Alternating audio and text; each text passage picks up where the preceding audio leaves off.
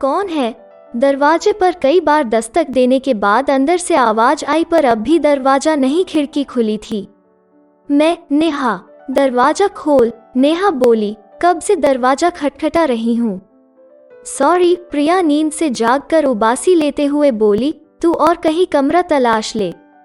कमरा तलाश लूं? नेहा ने हैरानी से प्रिया की ओर देखा। वह बोली, कमरा तो तुझे तलाशना है, अब मुझे नहीं। कमरा तुझे तलाशना है, प्रिया बोली। क्यों? नेहा ने पूछा। मैंने और कर्ण ने शादी कर ली है। क्या? नेहा ने आश्चर्य से प्रिया को देखा। उसके माथे की बिंदी और मांग में भरा सिंदूर इस बात के गवाह थे। पति पत्नी के बीच तेरा क्या काम? और इतना कहने के साथ ही प्रिया ने खिड़की बंद कर ली। नेहा खड़ी खड़ी कभी खिड़की को तो कभी दरवाजे को ताकती रह गई। प्रिया और कर्ण के बारे में सोचते सोचते उसके अतीत के पन्ने खुलने लगे। नेहा और कर्ण कानपुर में इंजीनियरिंग कॉलेज में साथ साथ पढ़ते थे। अंतिम वर्ष की परीक्षाएं चल रही थीं, तभी कॉलेज कैंपस में प्लेसमेंट के लिए कई कंपनियां आईं। मुंबई की एक कंपनी में नेहा और कर्ण का सिलेक्शन हो गया। परीक्षा समाप्त होने के बाद दोनों मुंबई चले गए।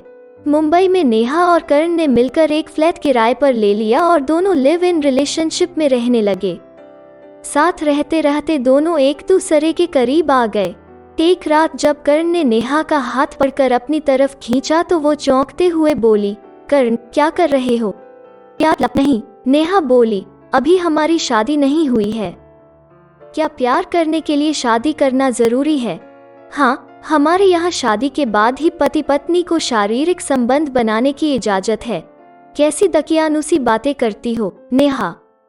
जब शादी के बाद हम सेक्स कर सकते हैं तो पहले क्यों नहीं? कर्ण बोला, अगर तुम शादी को जरूरी समझती हो तो वो भी कर लेंगे।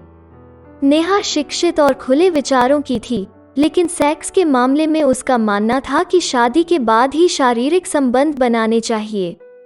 लेकिन कर्ण ने अपने प्यार का विश्वास दिलाकर शादी से पहले ही नेहा को समर्पण के लिए मजबूर कर दिया। सेक्स का स्वाद चखने के बाद नेहा को भी उसका चस्का लग गया। रोज रात को समर्पण करने से तो वो इनकार नहीं करती थी, लेकिन सावधानी जरूर बरतने लगी थी।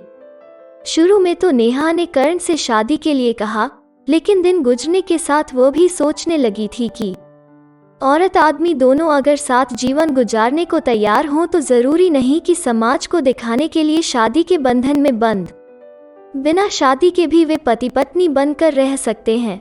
नेहा को कर्ण के प्यार पर पूरा विश्वास था, इसीलिए उसने शादी का जिक्र तक करना छोड़ दिया था और उसे शादी का ख्याल आता भी नहीं अगर उनके बीच प्रिया न आती।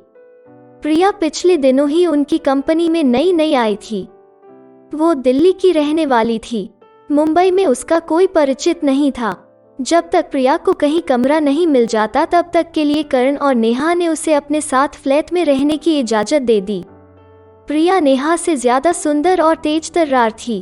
कर्ण प्रिया की सुंदरता और उसकी मनमोहक बातों से इतना प्रभावित हुआ कि वो उसमें कुछ ज्यादा ही रुचि लेने लगा।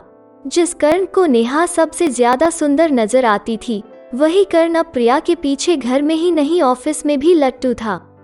नेहा ने कई बार कर्ण को रोका, लेकिन कर्ण ने उसकी बातों पर ध्यान नहीं दिया। नेहा समझ गई कि अगर जल्दी कर्ण को शादी के बंधन में नहीं बांधा गया तो वो हाथ से निकल जाएगा।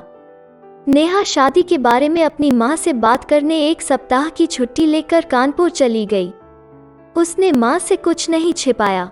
माँ ने उसे डांटते हुए कहा, देर मत कर, उससे शादी कर ले। लेकिन नेहा आकर कर्ण से शादी करती उससे पहले ही प्रिया ने उसे अपना बना लिया था। कर्ण पर विश्वास करके नेहा शादी से पहले अपना सब कुछ कर्ण को समर्पित कर चुकी थी और समर्पण करके वो बुरी तरह ठगी जा चुकी थी। अपना सब कुछ लुटाकर भी नेहा कर्ण को अपना नहीं बना पाई। तो दोस्तों, आपको ये कहानी कैसी लगी? प्लीज लाइक करें और रोज नई कहानियों के लिए चैनल को सब्सक्राइब जरूर करें। धन्यवाद।